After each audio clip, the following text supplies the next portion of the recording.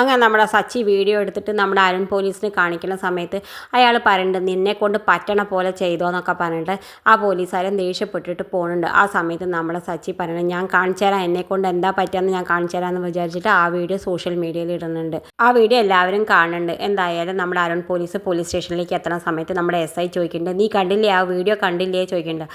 ആ സമയത്ത് നമ്മുടെ അരുൺ പോലീസ് പറയുന്നുണ്ട് ആ ഞാൻ കണ്ടു, ആ ഗുണ്ടല്ലേ ആ ഡ്രൈവർ, അവൻ ഒപ്പിച്ച പണിയാണ്, ഞാൻ അവന് വെച്ചിട്ടുണ്ട് എന്നൊക്കെ പറയുന്നുണ്ട്. ആ സമയത്ത് നമ്മുടെ SI പറയുന്നുണ്ട് നീ അവനിട്ട് പണി കൊടുക്കാൻ നിന്നതാ, പക്ഷെ അവൻ പണി തന്നത് ഇപ്പം നിനക്കല്ലേ, നിനക്ക് എന്തായാലും സസ്പെൻഷൻ ഓർഡർ വന്നിട്ടുണ്ട് നമ്മുടെ കമ്മീഷണർ ഓഫീസിൽ നിന്ന് പറയുന്നുണ്ട്. ഇതൊക്കെ കേൾക്കുമ്പോൾ നമ്മുടെ അരുൺ പോലീസ് എന്തായാലും ഞെട്ടുണ്ട്.